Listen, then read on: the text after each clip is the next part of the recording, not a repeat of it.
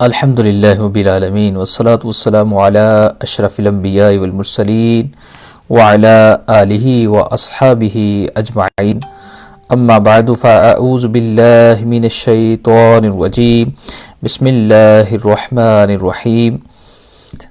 الفقہ الجدید کے آگے ٹاپک جو آج کا ہمارا میڈیکل سائنس اور فاسٹنگ ان روزے کے مسائل۔ روزے کی حالت میں ایئر فریشنر کی خوشبو سونگھنے کا کیا حکم ہے؟ یہ سوال کیا گیا۔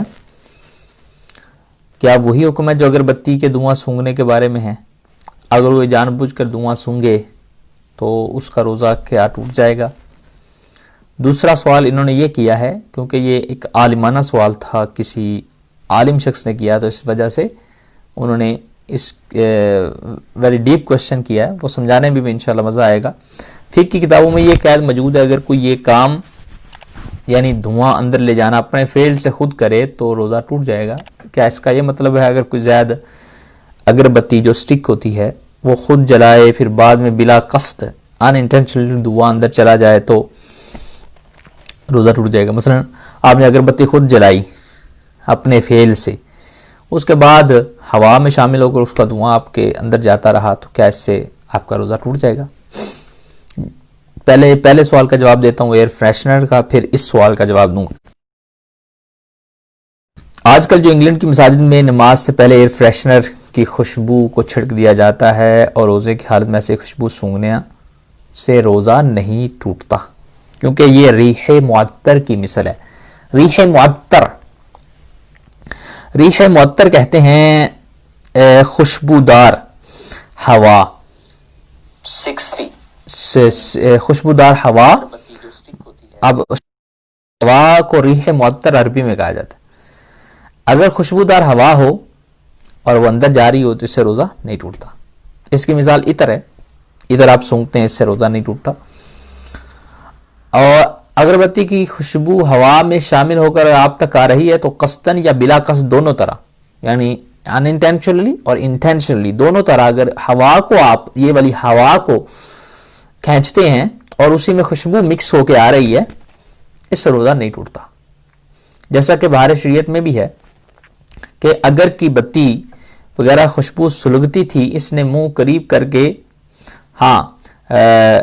لیکن روزہ یاد ہوتے ہوئے اس کا دھواں جو ایئر فریشنر کے قریب نکلتا ہے، مثلا ایئر فریشنر کا یہ منہ ہے اور اس کو میں نے قریب کر کے اس کا دھواں جو وائٹ سا ہوتا ہے وہ سونگھا ہوگا تو وہ روزہ ٹوٹ جائے گا۔ وہ ڈیفرنٹ چیز ہے، وہ مادہ ہے، وہ کوئی نہ کوئی چیز ہے، لیکن آپ نے وہ دور چھڑکا اور ہوا میں شامل ہو کے وہ آپ کا قصدن یا بلا قصد آ رہا ہے، اس سے روزہ نہیں ٹوٹے گا۔ یہ بات سمجھ۔ اس کے لیے میں نے دلیل دی کہ اگر کی بتی خوشبو سلگتی تھی، اس نے قریب کر کے جیسے ایئر فریشنر قریب کر کے دھوئیں کو کھینچا تو روزہ جاتا رہا۔ ایئر فریشنر کی خوشبو نکل کر ہوا میں شامل ہو جاتی ہے، اس کی خوشبو سونگھنے سے روزہ نہ ٹوٹے گا، کیونکہ یہ خوشبو معطر ہوا کی مثل ہے، مادے سے مرکب ہے جس کو قصدن کھینچنے سے روزہ ٹوٹ جاتا ہے۔ یعنی اگر بتی کا وہ دھواں جب قریب اگر کی بتی کے آپ قریب جا کر اس کو کھینچیں گے تو۔ علامہ شامی نے بھی لکھا لا یتوہم، یہاں پہ یہ وہم نہ ہو کہ انہ کشم الورد ومائہ والمسک لوضوح الفرق بین ہواء تطیب بریح المسک وشبہہ وبین جوہر دخان وصل الی جوف بفعلہ کا یہ لفظ۔ یہ وہم نہیں ہونا چاہیے کہ گلاب یا اس کے پانی یا مشک کی خوشبو قصدن سونگھنے سے روزہ ٹوٹتا ہے، کیونکہ مشک اس سے مشابہ کسی چیز کی خوشبو سے معطر ہوا اور مادہ اس کے اپنے فعل سے پیٹ میں گیا ہے، اور مادہ جو ہے یعنی خوشبودار ہوا جو ہے یہ خود بخود اس کے اندر جا رہی ہے، اور دوسرا قصدن بھی کھینچے تو بھی اندر جائے گی اور نہ قصد کرے تب بھی اندر جائے گی۔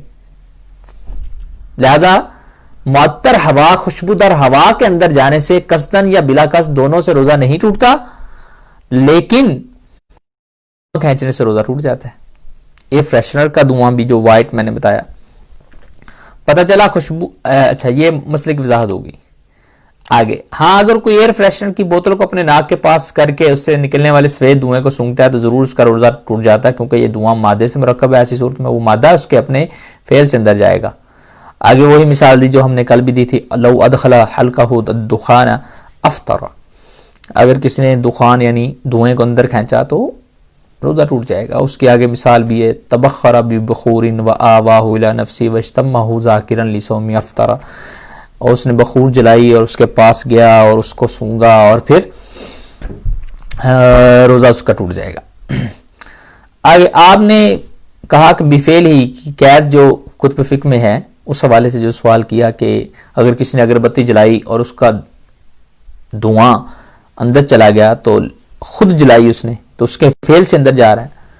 ये बात जो उस आलिम ने समझी है ये गलत समझी, क्योंकि इसका मतलब यह है कि अगर कोई शख्स खुद अपने फेल से अगरबत्ती अपने नाक के पास लाकर कस्तन सूंघता है तो रोजा टूटेगा। इसलिए अल्लामा शामी ने वस्तम्माहु की कैद लगाई, जिसका माना है कसदन सूंघना, कसदन सूंघना। तो आपको ये मसला वाज़ेह हो गया कि अगर कस्तन हम किसी चीज का धुआं खींचेंगे, किसी भी चीज का कस्तन इंटेंशनली उसे करीब करके, तो उससे रोजा टूटेगा। नेक्स्ट मसला है, रोजे में क्रीम या मंजन के साथ टूथ ब्रश का इस्तेमाल करना कौन सा मकरूह है। ये मसला वेरी इंपॉर्टेंट है, क्योंकि कौन सा मकरूह है बाज़-औक़ात अवाम को इसके बारे में इल्म नहीं होता।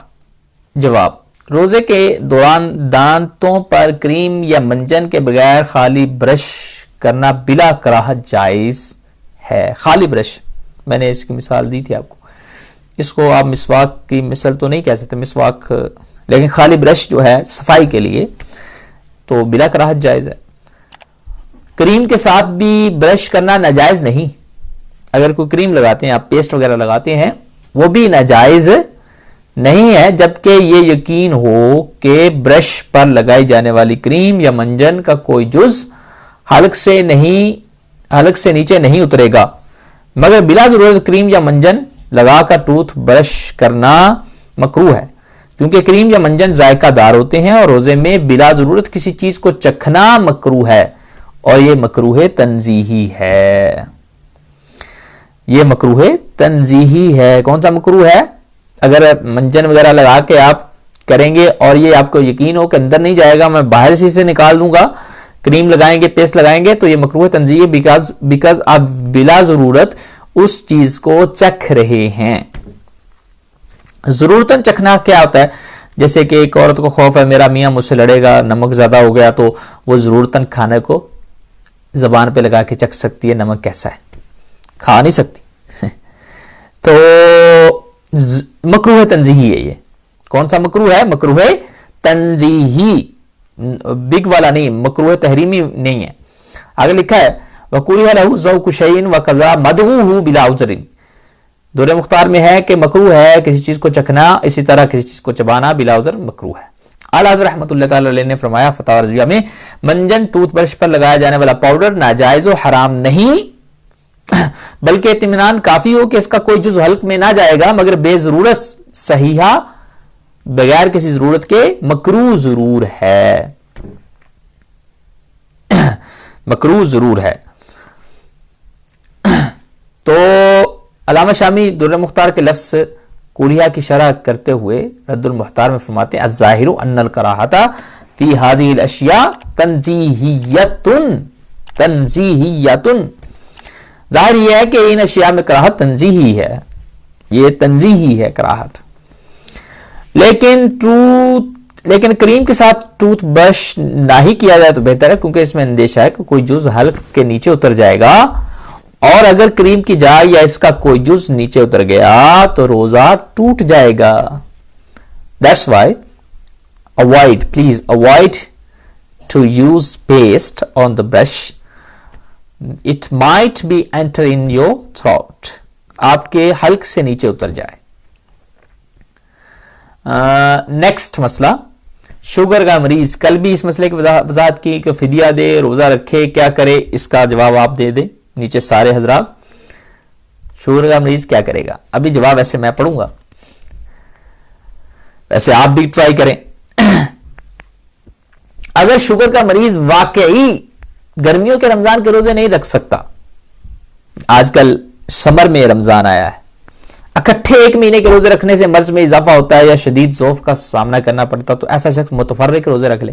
مثلا ایک رمضان کا روزہ چھوڑے, دوسرا رکھ لے, تیسرا رکھ لے, 2 چھوڑے, چوتھا رکھ لے. کچھ نہ کچھ روزے تو رکھے نا, فضیلت پائے روزوں کی.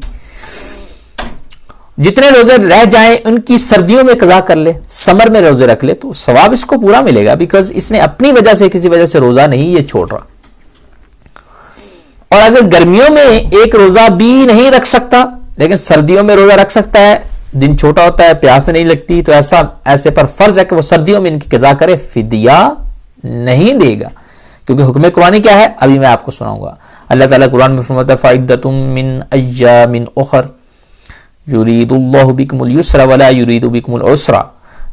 تو جس قدر روزے چھوٹے ہیں اتنے روزے اور دنوں میں قضا کر لے. قضا کرنے کا حکم ہے مریض کا. آگے کسی نے مجھ پہ یہ اعتراض کیا تھا کہ آپ کیوں روزوں پر کیوں زور دیتے ہیں, فدیہ کا بعض علماء کہتے ہیں تو آپ روزے کہتے ہیں. تو میں نے آگے اس کا جواب بھی دیا ہے محبت سے. ہاں, اگر سردیوں میں بھی روزے نہیں رکھ سکتا, نہ اکٹھے نہ ہی متفرق, سردیوں میں بھی نہیں رکھ سکتا, نہ ہی کسی اور موسم میں طاقت ہے, تو ایسا مریض فی الحال فدیہ نہ دے بلکہ صحت کا انتظار کرے. اگر صحت کی توقع ختم ہو جائے, کچھ مرضیں ایسی ہوتی ہیں جس میں ڈاکٹر بھی جواب دے دیتے ہیں, کہتے ہیں نہیں جی اب نہیں آپ بچ سکتے, صحت کی توقع ختم ہو جائے تو اس وقت فدیہ ادا کر دے, ورنہ موت کے وقت وصیت کر دے. شریعت نے آپ کو لینینسی دی ہے, موت کے وقت وصیت کر دے کہ میرے, صرف وصیت کر دے, آگے وہ کریں نہ کریں ان کا معاملہ ہے. آپ وصیت کر دیں اپنی اولاد کو کہ میری جو ہے فدیہ دے دیا جائے. انتظار کرے, توقع ختم ہو جائے, فدیہ ادا کر دے, فدیہ ادا نہیں کر سکا وصیت کر دے. جیسا کہ سیدی اعلیٰ رحمۃ اللہ فرماتے ہیں بعض لوگوں کو گرمیوں میں روزہ رکھنے کی طاقت واقع نہیں ہوتی مگر جاڑوں میں رکھ سکتے ہیں, یہ بھی کفارہ نہیں دے سکتے بلکہ گرمیوں میں قضا کر کے جاڑوں میں روزہ رکھنا ان پر فرض ہے. تیسری بات یہ کہ ان میں بعض لگاتار مہینہ بھر کے روزہ نہیں رکھ سکتے مگر 1-2 دن بیچ میں رکھ سکتے ہیں, تو جتنے رکھ سکتے ہیں اتنا رکھنا فرض ہے, جتنے قضا ہو جائیں جاڑوں میں رکھ لیں. چوتھی بات یہ کہ جس جوان یا بوڑھے کو کسی بیماری کے سبب ایسا ذوف ہو کہ روزہ نہیں رکھ سکتے, انہیں بھی کفارہ دینے کی اجازت نہیں بلکہ بیماری جانے کا انتظار کریں. اگر قبل شفا موت آ جائے تو اس وقت کفارہ کی وصیت کر دیں. غرض یہ کہ کفارہ اس وقت ہے جب روزہ نہ گرمی میں رکھ سکے, نہ جاڑے میں رکھ سکے, نہ لگاتار, نہ متفرق منا ایک دن چھوڑ کے, اور جس عذر کے سبب طاقت نہ ہو, اس عذر کے جانے کی امید نہ ہو. تو جیسا وہ بوڑھا کے بڑھاپے نے اس کو ایسا ضعیف کر دیا کہ روزے متفرق کر کے جاڑے میں بھی نہیں رکھ سکتا, تو بڑھاپا تو جانے کی چیز نہیں, ایسے شخص کو کفارے کا حکم ہے. ہر روزے کے بدلے میں 1.25 سیر گیہوں 98 بار بریلی کے طور سے, یعنی یہ 2 کلو تقریباً بنتا ہے آج کل کا جو 2 کلو گرام کا, وہ دے دے, فدیہ دے دے. پاکستانی 125 روپے بنتا ہے اور انڈیا شاید 100 روپے بنتا ہو, یو کے کا 4 پاؤنڈ کے تقریباً بنتا ہے یو کے اعتبار سے. تو باقی رہا مریضوں کو روزہ رکھنے ہی کیوں عرض کرتا ہوں میں, اس کی وجہ حکم قرآنی ہے. قرآن نے مریضوں کو صحت کا انتظار کر کے دوسرے ایام میں روزہ رکھنے کا ہی حکم فرمایا, نہ کہ فدیہ دینے کا. فَمَنْ كَانَ مِنْكُمْ مَرِيدًا أَوْ عَلَى سَفَرٍ فَعِدَّةٌ مِّنْ أَيَّامٍ أُخَرَ, جو مریض ہو, جو سفر پر ہو, وہ دوسرے ایام میں قضا کرے گا نہ کہ فدیہ دے گا. آگے اللہ تعالیٰ ایک اور مقام پہ فرماتا ہے فمن شہد منکم الشہر فلیصمہ ومن کان مریضا او علی سفر فعدۃ من ایام اخر یرید اللہ بکم اليسر ولا یرید بکم العسر. تم میں جو کوئی یہ مہینہ پائے اس کے روزے رکھے, جو بیمار ہو یا سفر میں ہو اتنے روزے اور دنوں میں رکھ لے. اللہ تم پر آسانی چاہتا ہے, تم پہ دشواری نہیں چاہتا. تو مریض کے لیے فدیے کا حکم نہیں ہے, مریض کے لیے روزہ رکھنے کا حکم ہے. تو اب آپ کو یقین آ گیا کہ مریض کے لیے کیا حکم ہے, کہ وہ کیا کرے گا, کہ وہ قضا ان کی کرے گا دیگر ایام کے اندر. اللہ تعالیٰ عز و جل ہمیں اس حکم قرآنی پر لبیک کہنے والا بنائے. اور تھوڑا بہت مرض جو ہے اس میں تو آپ روزے رکھیں گے. میں نے آپ کو بتایا تھا کہ کون سا مرض جو ہے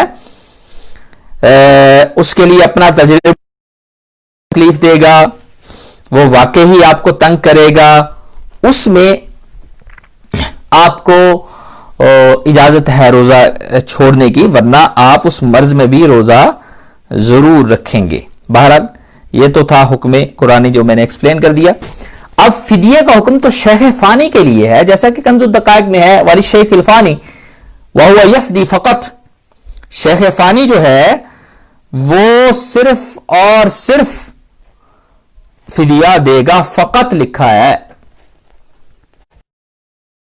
شیخ فانی وہ بوڑھا جس کی عمر ایسی ہوگی باہر شریعت میں, اب روز بروز کمزوری ہوتا جائے گا, جب وہ روزہ رکھنے سے عاجز ہو, نہ اب رکھ سکتا ہے نہ آئندہ اس کی اتنی طاقت آنے کی نہ اسے امید ہے کہ روزہ رکھ سکے گا, اسے روزہ نہ رکھنے کی اجازت ہے, اور ہر روز روزہ کے بدلے میں فدیہ دونوں وقت میں ایک مسکین کو پیٹ بھر کے کھانا کھلانا اس پر واجب ہے, یا ہر روزے کے بدلے میں صدقہ فطر کی مقدار مسکین کو دے دے. اور اگر ایسا بوڑھا گرمیوں میں وجہ گرمی روزہ نہیں رکھ سکتا مگر جاڑوں میں رکھ سکتا ہے تو اب افطار کر لے, اور ان کے بدلے جاڑوں میں روزہ رکھنا فرض ہے, یعنی سردیوں میں روزہ رکھنا فرض ہے. افطار کر لے مطلب روزے اب چھوڑ دے. یعنی ایسے بوڑھے اگر سردیوں میں روزہ رکھتا ہے اسے بھی کہا کہ وہ بھی پھر فدیہ نہ دے, سردیوں میں روزہ رکھے.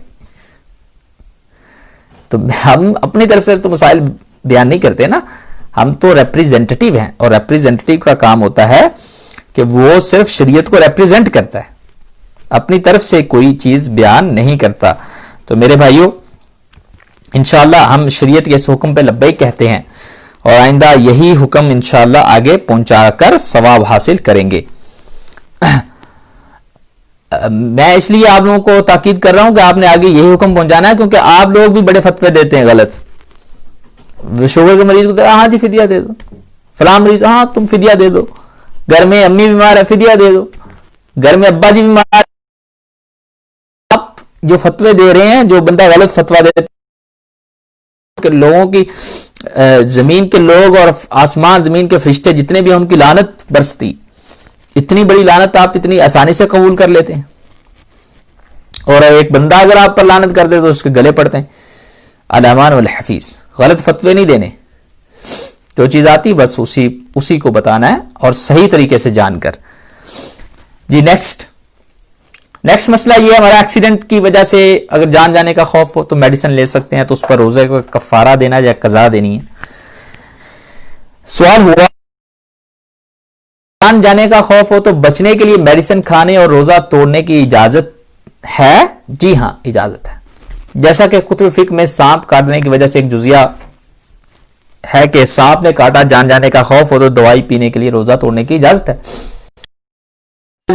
مبیحہ لعدم الصوم ورسعۃ حیۃ ای فلاح شرب دواء ينفعه, روزہ چھوڑنے کو مباح کرنے والے عوارض میں سے فصل, اس میں ایک سانپ کا کاٹنا بھی تو ایسی صورت میں سے دوا پینے کی اجازت سے جو اسے نفع دے گی, یعنی جان بچانے کے لیے روزہ توڑ سکتا ہے. باہر شریعت میں ہے سانپ نے کاٹا اور جان جانے کا اندیشہ تو اس صورت میں روزہ توڑ دیں, اور اگر سوراخ میدے کی جھلی تک ہو, اس میں دوا ڈالی اور وہ میدے تک پہنچ گئی تو روزہ ٹوٹ جائے گا, یعنی یوں دوا ڈال کے اگر پہنچائی تو روزہ ٹوٹ جائے گا. بہرحال یہاں پر سوال یہ کیا گیا تھا کہ قضا ہے یا کفارہ, غالباً یہ سوال ہے اس میں, قضا ہے یا کفارہ اس میں.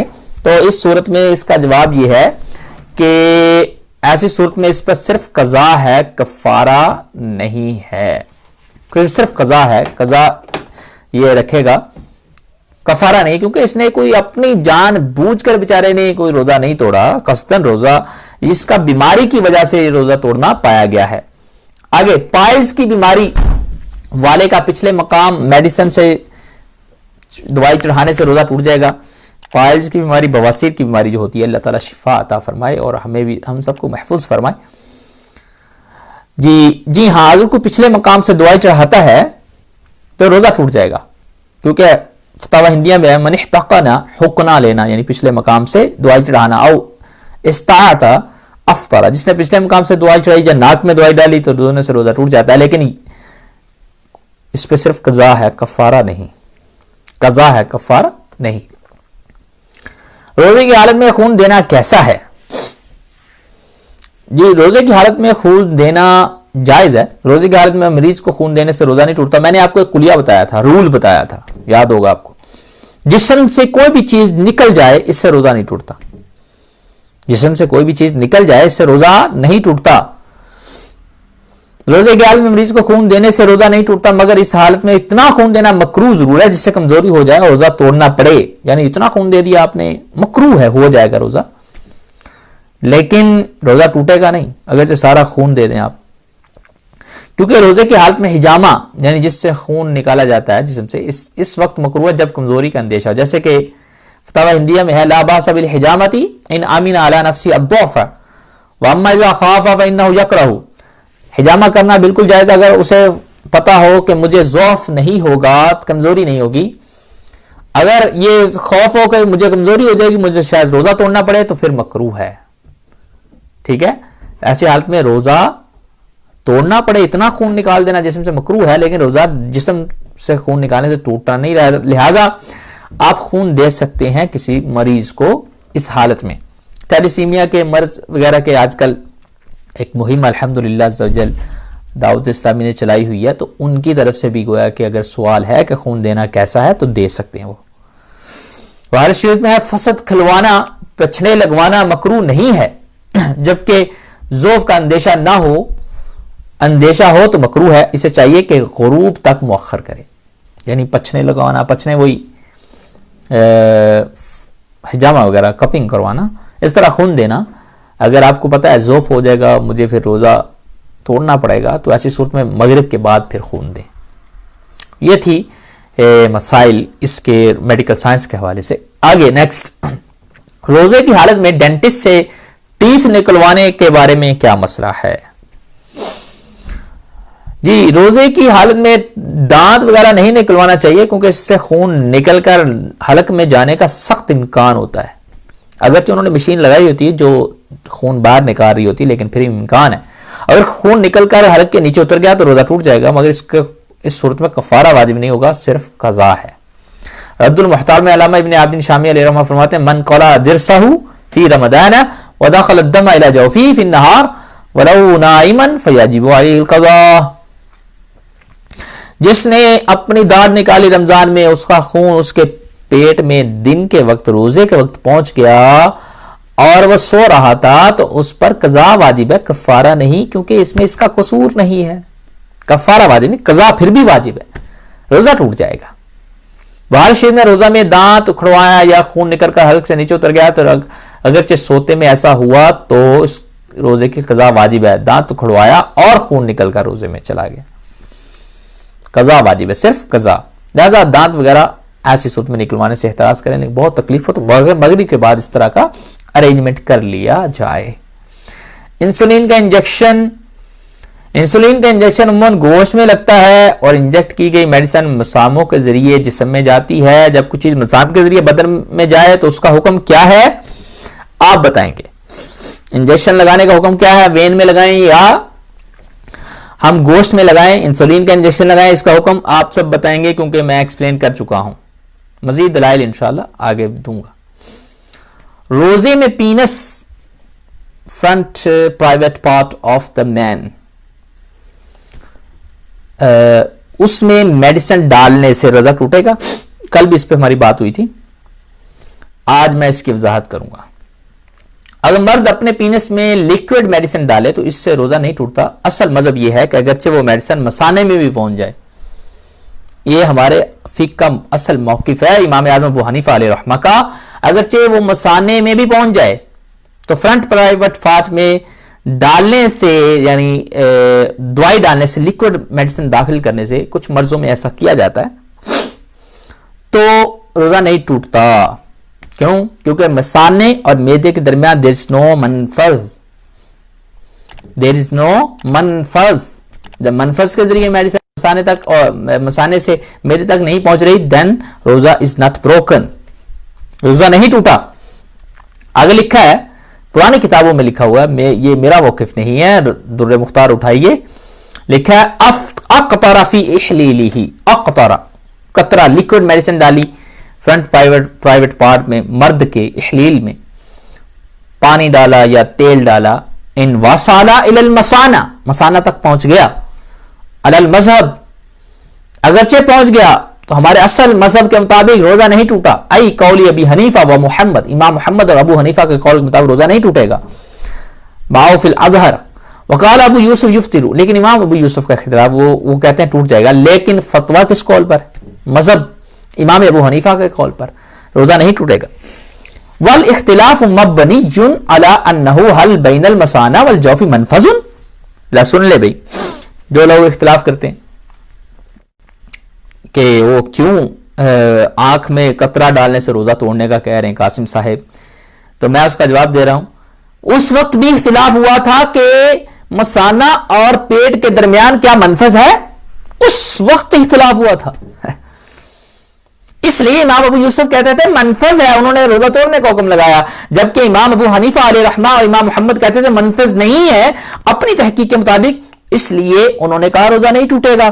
اور واقعی منفذ نہیں ہے. آج کی میڈیکل سائنس بھی کہہ رہی ہے there is no منفذ، there is no root between مثانہ bladder and میدا stomach، تو اس میں نہیں ہے منفذ. تو امام ابو حنیفہ اور امام محمد کہتے تھے there is no منفذ نہیں ہے، اس لیے روزہ نہیں ٹوٹے گا. تو ہم بھی آنکھ کے حوالے سے یہ کہتے ہیں کہ پہلے کے فقہا کہتے تھے مسام ہے، اور آج یہ میڈیکل سائنس اناٹمی نے یہ واضح کر دیا منفذ ہے، اس وجہ سے روزہ ٹوٹنے کا حکم کرتے ہیں. اس میں محبت سے مان لینا چاہیے. بہرحال اینی وے، والاختلاف مبنی پہلے اختلاف اس بات پر تھا فقہا میں کہ کیا مثانہ اور جوف کے درمیان منفذ ہے، اولا وہو لیس باختلاف علی التحقیق، لیکن اصل میں یہ اختلاف نہیں ہے، اسے اختلاف نہیں کہیں گے. والاظہر، اور زیادہ ظاہر بات یہ ہے انہ لا منفذ لہ، there is no منفذ between stomach and bladder، وانما یجتمع البول فیہا بالتشریح وقضا یقول الاطباء، اطباء یہ کہتے ہیں، میڈیکل سائنس یہ کہتی ہے. بعض لوگوں نے مجھ پہ بڑے سخت ورڈز بھی کہے جب میں نے آنکھ پر، پچھلے رمضان کی بات ہے، آنکھ پر میں نے فتویٰ دیا نا کہ روزہ ٹوٹ جائے گا، انہوں نے کہا لو جی یہ گوروں کی بات مان رہا ہے، میں ڈاکٹروں کی بات کہہ رہا ہے. اور ڈاکٹروں کی بات نہیں ہے بھائی، انہوں نے تو صرف ہمیں یہ بتایا ہے کہ یہ منفذ ہے. آپ خود بھی دیکھ سکتے ہیں there is a منفذ. ڈاکٹروں کی بات ہم مان بھی نہیں رہے. یہاں بھی یہی کہا گیا کہ انما یجتمع البول فیہا بالترشیح، فرمایا کہ مثانے میں تو پیشاب جذب ہو کر مساموں کے ذریعے آتا ہے، جذب ہو کر مثانے میں آتا ہے، جذب ہو کر مسام کے ذریعے آتا ہے. یہی ہے ڈاکٹرز کہتے ہیں. اس وقت کے ڈاکٹرز جو طبا تھے انہوں نے کہا، ان کی بات کو نقل کر دیا گیا. تو منفذ یعنی مثانے اور معدے کے درمیان نہیں ہے، لہذا روزہ نہیں ٹوٹے گا اگر کوئی بندہ فرنٹ پرائیویٹ پارٹ میں دوائی داخل کرتا ہے. معلوم ہوا اصل مذہب مفتہ بھی قول یہی ہے کہ پینس میں تیل یا میڈیسن ڈالنے سے اگرچہ میڈیسن یا تیل وغیرہ مثانے میں پہنچ جائے تو روزہ نہیں ٹوٹتا. روزے میں ڈائلیسس کروانا کیسا ہے؟ روزے کی حالت میں ڈائلیسس کرنا جائز ہے، اس سے روزہ نہیں ٹوٹتا، کیونکہ اس سے جسم سے خون نکال کر اس سے پیشاب کو الگ کیا جاتا ہے، خون پھر جسم میں ڈالا جاتا ہے. روزہ ڈالنے سے بھی نہیں ٹوٹتا اور نکالنے سے بھی نہیں ٹوٹتا. اسد صاحب کہہ رہے نہیں ٹوٹے گا، جی بالکل گڈ، ڈائلیسس سے روزہ نہیں ٹوٹے گا. ٹھیک ہے، قاسم صاحب نے بھی بتایا. عرب شریف میں زمانہ قدیم سے جسم سے خون نکالا جاتا رہا حجامہ کے ذریعے، اور نبی کریم صلی اللہ علیہ وسلم نے روزے کی حالت میں حجامہ بھی کروایا، روزہ نہیں ٹوٹا. جسم سے خون نکلوانے روزہ نہیں ٹوٹتا. حدیث ہے واحتجم وهو صائم، آگے کریم علیہ الصلوۃ والسلام نے حجامہ کروایا، آپ روزے دار تھے، روزہ نہیں ٹوٹا. اسی طرح رسول اللہ صلی اللہ علیہ وسلم نے روزے کی حالت میں حجامہ کروانے کا حکم بھی بیان فرمایا. تین چیزیں ہیں جو روزہ دار کا روزہ نہیں توڑتی ہیں، الحجامہ والقی والاحتلام. حجامہ بھی روزہ نہیں توڑتا، وومیٹنگ خود بخود جتنی بھی آ جائے روزہ نہیں توڑتی. احتلام اگر مرد کو ہو جاتا ہے سوتے ہوئے، ویٹ ڈریمنگ جسے کہتے ہیں، اس سے روزہ نہیں ٹوٹتا. فقہ کی کتابوں میں ہے کہ اس بات متفق ہے حجامہ اور کسی اور طریقے سے جسم سے خون نکالا جائے تو روزہ نہیں ٹوٹتا، اور پھر خون نکالنے سے روزہ نہیں ٹوٹتا جیسے کہ لکھا ہوا ہے. اور اس کے علاوہ دوسری طرح سے کیونکہ خون ڈالا جاتا ہے تو وہ کس طرح وین کے ذریعے ڈالا جاتا ہے، وین آگے آرٹریز میں بدلتی ہے، آرٹریز آگے چھوٹی چھوٹی چھوٹی چھوٹی چھوٹی چھوٹی کہ وینز میں تبدیل ہوتی ہیں، وہ مسام بن جاتے ہیں، لہذا ڈالنے سے بھی روزہ نہیں ٹوٹتا. مساموں کے ذریعے کوئی چیز جسم میں جائے تو اس سے روزہ نہیں ٹوٹتا. یہ رول تو میں نے پہلے دن آپ کو یاد کروا دیا تھا. اچھا جی، انجیکشن یا ڈرپ سے روزہ ٹوٹتا ہے یا نہیں؟ دلائل سے جواب دیں. بالکل دلائل دیں گے جی. انجیکشن یا ڈرپ سے روزہ نہیں ٹوٹتا. ویسے بلا ضرورت نہیں لگانی چاہیے، لیکن ضرورت ہو تو لگا لیں تو روزہ اس سے نہیں ٹوٹتا۔ روزے کی حالت میں انجیکشن یا ڈرپ لگانے سے روزہ نہیں ٹوٹتا، خواہ وہ رگ میں لگایا جائے، وی انجیکشن ہو یا پٹھوں میں لگایا آئی ایم انجیکشن ہو، کیونکہ اس بارے میں فقہ حنفی کا مشہور ضابطہ یہ ہے کہ منفذ کے ذریعے کسی چیز کا معدے تک پہنچنا روزہ توڑ دیتا ہے۔ اگر کوئی چیز منفذ کے بجائے مسام کے ذریعے جسم میں جائے تو اس سے روزہ نہیں ٹوٹتا۔ یہ بات میں نے پہلے دن آپ کو یاد کروائی تھی۔ انجیکشن یا ڈرپ میں بھی دوا مساموں کے ذریعے جو پورس ہوتے ہیں اس کے ذریعے جسم میں داخل ہوتی ہے، اس سے روزہ نہیں ٹوٹتا۔ اس پر 3 دلائل پیش خدمت ہے۔ نمبر 1، سانپ کے کاٹنے سے روزہ نہیں ٹوٹتا، ہماری پرانی کتابوں میں لکھا ہوا ہے، کیونکہ سانپ کا زہر جسم میں اندر سے جاتا ہے لیکن وہ پورس کے ذریعے جاتا ہے، دیٹس وائی روزہ از ناٹ بروکن اینڈ درہ مختار میں اس کی مثال دی گئی۔ اور اگلی بات، علامہ سید طحاوی علیہ رحمہ اللہ صحیحہ کی شرح بھی لکھی ہے کہ اس وقت روزہ نہیں ٹوٹا، لیکن وہ بعد میں دعا پی لے اس سے روزہ ٹوٹ جائے گا۔ آگے دوسری بات، معدے میں انجیکشن کی دعا نہیں بلکہ اس کا اثر پہنچتا ہے، معدے تک دعا کا اثر پہنچنے سے روزہ نہیں ٹوٹتا۔ اگر ہم مان لیں کہ دعا ہی معدے تک جاتی ہے تو یہ دعا رگوں یا پٹھوں کے ذریعے مسام کے ذریعے پہنچتی ہے، مسام کے ذریعے پہنچتی ہے۔ پہلے بیان ہو چکا کہ مسام کے ذریعے کوئی دعا معدے تک جاتی ہے تو اس سے روزہ نہیں ٹوٹتا۔ مسام کے ذریعے اور بھی چیزیں بہت جاتی ہیں، ہم تیل لگاتے ہیں، ادہنا تیل لگایا، سرما لگایا،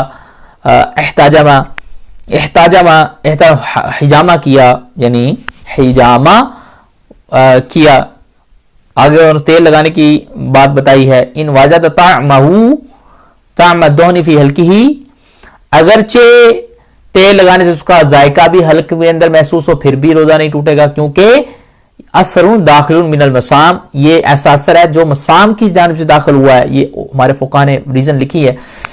اور والمفطر انہ هو الداخل من المنافذ، اور روزہ وہ چیز توڑتی ہے جو منافذ سے اندر ہمارے جسم میں جائے، سوراخوں کے ذریعے جائے۔ مثلا کسی نے پیٹ کے پہ اوپر سوراخ کر دیا، کسی نے کچھ چیز ماری پیٹ پہ سوراخ کر دیا اور دوائی ڈال دی اندر، روزہ ٹوٹ جائے گا۔ سوراخ عادیہ ہو یا غیر عادیہ ہو، عادیہ مطلب عادتاً منہ سوراخ ہے، ناک سوراخ ہے اور بیک کا سوراخ ہے، لیکن غیر عادیہ یہ کہ فوراً کسی نے سوراخ کر دیا تو ان سے بھی روزہ ٹوٹ جائے گا۔ تو پتہ چلا کہ ہماری فقہ میں کیا ہے، مساموں کے ذریعے جائے تو روزہ نہیں ٹوٹتا، اگر منافذ کے ذریعے جائے تو ٹوٹ جائے گا۔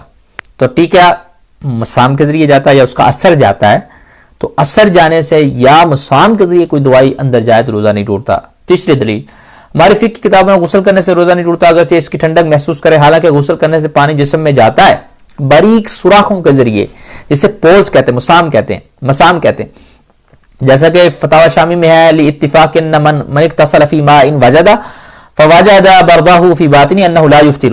اس بات پر علماء کا اتفاق ہے کہ اگر کسی نے پانی میں غسل کیا، اس کی ٹھنڈک محسوس بھی کی، پیٹ کے اندر محسوس کی، پھر بھی اس کا روزہ نہیں ٹوٹے گا۔ ان دلائل سے واضح ہوا روزے یعنی انجیکشن سے روزہ نہیں ٹوٹتا۔ اس موقف کے قائل کئی علماء کرام مفتیان اعظام ہیں۔ فتاوی فقیہ ملت میں ہے، روزے میں انجیکشن لگانے سے روزہ نہیں ٹوٹتا، گوشت میں لگائیں یا رگ میں لگائیں۔ پاکو انڈیا اور بہت سے علماء کرام عرب عجم کا اتفاق ہے اس پر، انجیکشن یا ڈرپ لگانے سے روزہ نہیں ٹوٹتا۔ یہ بات تو واضح ہوگی ہے۔ کیا زخم پر لیکوڈ دوائی لگانے سے روزہ ٹوٹ جاتا ہے؟ زخم پر لیکوڈ دوائی، کیا جواب ہونا چاہیے؟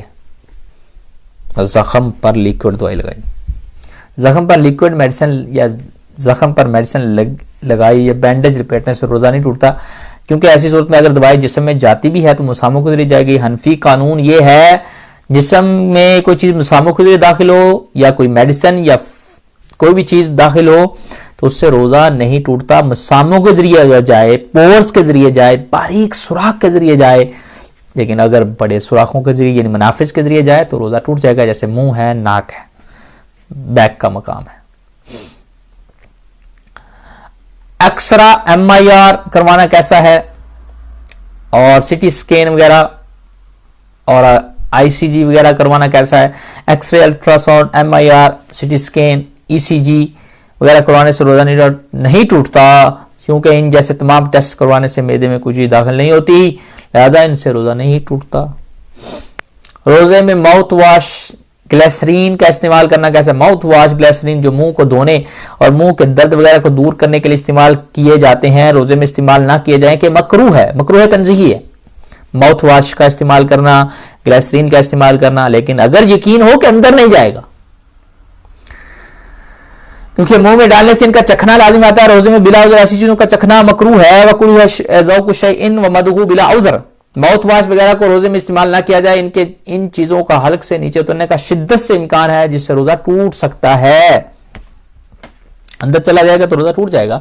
लिहाजा माउथ वाश अगर किसी ने इस्तेमाल कर ली, रोजा टूटा नहीं, सिर्फ मकरूह है, कराहत तंजीही है, लाइट मकरूह है, डिसलाइक्ड है, लेकिन रोजा टूटा नहीं है। रोजा तब टूटेगा जब अंदर जाएगी। जुबान के नीचे टेबलेट रखना कैसा है रोजे की हालत में? रोजे की हालत में जुबान के नीचे ऐसी गोली रखने से उस वक्त रोजा टूट जाएगा जब इसका कुछ जर्रा हलक से नीचे उतर गया। कुछ औरतें गोली रखती हैं जुबान के नीचे, उनकी तरफ से सवाल था ये, लिहाजा गोली रखने से परहेज करें।